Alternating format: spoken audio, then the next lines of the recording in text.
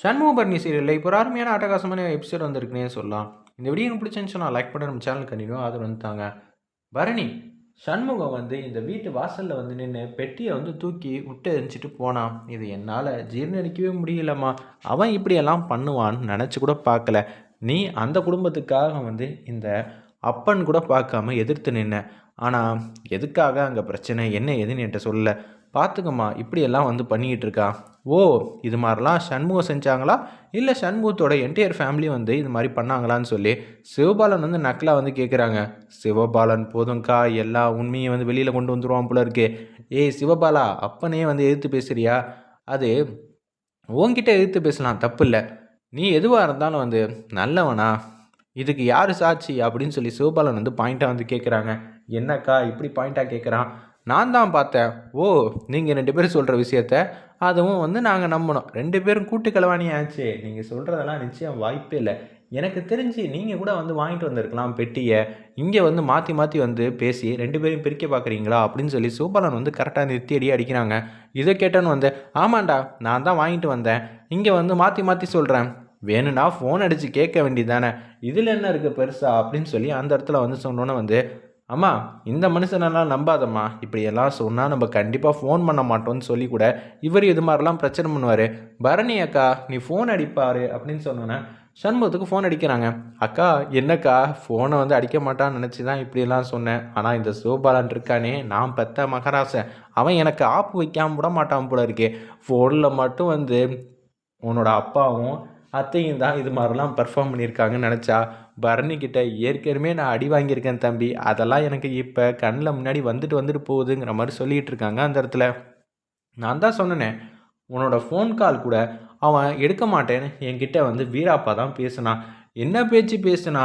இப்போ என்ன, நான் என்ன வேணாலும் உங்ககிட்ட பொய் சொல்லலாம் பரணி, ஆனால் நீங்கள் 2 பேரும் சந்திச்சிக்கவே மாட்டீங்களா? இதை பற்றி பேசவே மாட்டீங்களா? எல்லா நேரத்துலையும் வந்து உண்மையை வந்து மறைக்க முடியாதுல்ல. நான் சொல்கிறதெல்லாம் வந்து அப்பட்டமான பொய்ன்னு சொல்ல வந்திருக்கியான்னு சொல்லி சிவபாலன் வந்து நக்கலாக வந்து கேட்குறாங்க. ஏன்டா சும்மானு இருக்க மாட்டியாடா, சொல்ல வந்த விஷயத்த சொல்ல விட்றா. நான் சொன்னதெல்லாம் சத்தியமாக வந்து உண்மை. சத்தியத்துக்கும் உனக்கும் வந்து ஏணி வச்சாலே எட்டாது. நிச்சயம் வந்து நான் என்ன ஏதுன்னு பார்த்துட்டு வந்துடுறேன்னு சொல்லிட்டு சிவபாலன் மட்டும் பைக் எடுத்துகிட்டு அப்படியே வந்து போகிறாங்க.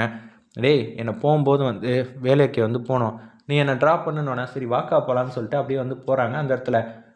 சவுந்தரபாண்டி, இந்த விஷயத்துக்கு பின்னாடி நீங்கள் இருந்தீங்கன்னு நினச்சேன். அதுக்கப்புறம் நான் உங்களை சும்மா விட்றனோ இல்லையோ, சண்முகம் வந்து வருவாங்க, உங்ககிட்ட வந்து பேசுவாங்க, பார்த்துக்கங்கிற மாதிரி சொன்னோன்னே வேறு லெவலில் மாசாக இருந்துச்சுன்னே சொல்லலாம்.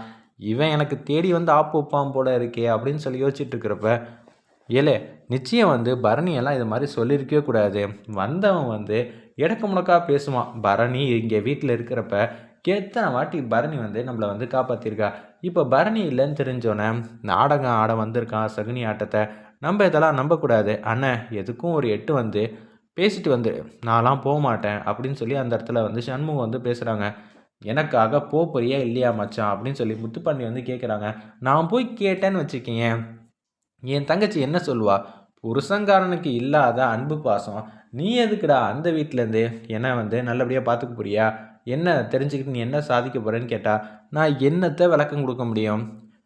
கஷ்டமோ நஷ்டமோ அடிச்சுக்கிட்டாலும் நல்லபடியாக வாழ்ந்தாலும் உங்கள் 2 பேருக்குள்ள விஷயம் நாங்கள் தலையிட முடியாது. மாப்பிள்ளை சொல்கிறதும் கரெக்டு தானே, முத்துப்பாண்டி சொல்கிறத வந்து கேளு. ஆமாண்ணே அப்படின்னு சொல்லி எசக்கிலேருந்து எல்லாரும் சொன்னோன்னே சரி எப்படி இருந்தாலும் வந்து வேலைக்கு வந்து போயிருப்பாங்க, போய் பார்க்கலான்னு சொல்லிட்டு ஆளாக வந்து உட்காந்துட்டு இருக்காங்க அந்த இடத்துல. சண்முகம் வந்து அப்படியே வந்து உள்ளே வந்து சேரில் வந்து உட்காந்துட்டு இருக்காங்க. நம்ம பரணி மட்டும் கேஷுவலாக உட்காந்துக்கிட்டு இருக்கிறப்ப எதுக்கு இங்கே வந்தேன்னு தெரிஞ்சுக்கலாமா அப்படின்னு சொன்னோன்னே வந்து வாசலில் வந்து ஆள் நிற்கிறாங்களான்னு பார்க்க சொல்லியிருக்காங்க பரணியோட அசிஸ்டண்ட்டை. அவங்க வந்துட்டாங்கன்னொன்னே எனக்கு முக்கியமான வேலை இருக்குது, நீ கொஞ்சம் நேரம் வாசலில் வந்து வெயிட் பண்ண. அதெல்லாம் இல்லை பரணி, நான் இங்கேயே வெயிட் பண்ணுறேன்னொன்னே அப்படியே பார்த்துக்கிட்டே இருக்காங்க. உங்களுக்கு என்ன பிரச்சனை ஏது பிரச்சனைன்னு இது மாதிரி கூட பிறந்தவங்கனால தான் பிரச்சனைங்கிற மாதிரி சொல்கிறாங்க. அப்படியா, அப்போனா பிரச்சனை வரதான் செய்யுங்கிற மாதிரி சண்முகத்தை ஃபேமிலியை வந்து வெளுத்தெடுக்கிறாங்க. நம்ம பரணி வேறு லெவலில் இருந்துச்சுன்னே சொல்லலாம் அந்த சீன்லாம்.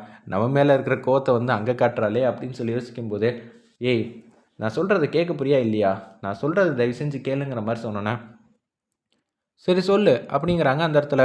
உடனே வந்து பேச்ச ஆரம்பிக்கிறாங்க. இன்னைக்கு காலையில் என்ன நடந்துச்சு தெரியுமா? என்ன உன் பக்கம் இருக்கிற நியாயத்தை வந்து சொல்லலான்னு வந்திருப்ப. உன்னை பற்றி எனக்கு தெரியும்டா, நீ என்கிட்ட இப்படியெல்லாம் நடந்துக்கிட்ட, அப்போனா நீ எப்பா கிட்டேயும் வந்து இப்படி தான் பேசியிருப்ப அப்படின்னு சொன்னேன். உன் அப்பா ரொம்ப நல்லவன் கிடையாது அப்படின்னு சொன்னோன்னே, நீ ரொம்ப நல்லவனா அப்படின்னு சொல்லி அவங்க 2 பேரும் வந்து சண்டை போட ஆரம்பிச்சிட்டாங்க. இது எல்லாத்தையும் வந்து சனியனை வந்து ஒட்டு கேட்க சொல்லியிருக்காங்க போல இருக்கு. அவங்க ஜன்னல் வழியாக பார்த்துட்டு இருக்காங்க. இன்னும் கொஞ்சம் நேரத்தில் எல்லாம் தெரிஞ்சிச்சு, அதுக்கப்புறம் அவ்வளோதான், நமக்கு மிகப்பெரிய ஆப்பாயிடுமே, ஐயாவை தேடி தேடி வந்து புரட்டி புரட்டி இல்லை அடிப்பாங்க அப்படின்னு சொல்லும்போது, என்ன எப்போ நீ சவுந்தரபாண்டியோட கம்பேர் பண்ண ஆரம்பிச்சியோ, இனிமேட்டு நான் என்ன சொன்னாலும் நீ நம்ப போகிறதில்ல. வேணாம், நடந்தது நடந்ததாகவே இருக்கட்டும். டேய், உன்னை பற்றி எனக்கு தெரியும்டா, எல்லாமே வந்து உண்மைதான். நீ தான் வந்து பொய் பேசியிருக்கேன்னு எனக்கு நல்லாவே தெரியுது. ஆமாண்டி, நான் தான் பொய் சொன்னேன். பொய் சொன்னதெல்லாம் நீ. அது மட்டும் இல்லாமல் நான் இறங்கி போகணுன்னு நினச்சேன்ல, இது எல்லாத்துக்கும் காரணம் வந்து உன்னோட அண்ணனும் வீட்டில் இருக்கிற எல்லாரும் வந்து பரணிக்கிட்ட விட்டு கொடுத்து போகணுன்னு சொன்னாங்க. அதனால தான் வந்தேன். அப்போனா நீயா வரலல்ல? பரவாயில்லையே, இவங்க 2 பேரும் இப்படி சண்டை போட்டுட்டு இருந்தாங்கன்னா ஐயாவை வந்து பண்ண தப்பும் அம்மா பண்ண தப்பும் வெளியில் வரவே வராது. அப்போனா இவங்க ரெண்டு பேரையும் பிரித்து வச்சிடலாங்கிற மாதிரி கேவலமாக அந்த சனி அண்ணன் யோசிக்கிறாங்க. உங்ககிட்ட பேசி நியாயத்தை கேட்கணும்னு நினச்சேன். நிச்சயம் அதுக்கான நியாயம் வந்து கிடைக்காதுன்னு தெரிஞ்சு போச்சுன்னு சொல்லிட்டு அப்படியே வெளில வந்துடுறாங்க. சவுந்தரபாண்டிக்கிட்ட வந்து சனின்னு வந்து சொல்கிறாங்க, ஐயா நம்ம நினச்ச மாதிரி இல்லை, இங்கேயே அவங்க 2 பேரும் அடிச்சுக்கிட்டாங்க. அப்படியா? இல்லை, ரொம்பவே சந்தோஷம் அப்படின்னு சொன்னோன்னே, என்ன ஆச்சு அப்படின்னு சொல்லி சண்முகம் நம்மளை அடிக்க வரானா? ஆவுனா என்னை கோத்து ஊர்லேயே இரு. அப்படியெல்லாம் இல்லை, அவங்க அங்கே போய் வந்து எதுவும் பேசலையா, 2 பேரும் சண்டை போட்டுட்டு தான் இருந்தாங்களாம். தம்பி, இதுதான் சரியான சந்தர்ப்பம். 2 பேரும் வந்து தப்பாக புரிஞ்சுக்கிட்டு இருக்காங்க. இதை வச்சு தான் பிரிக்க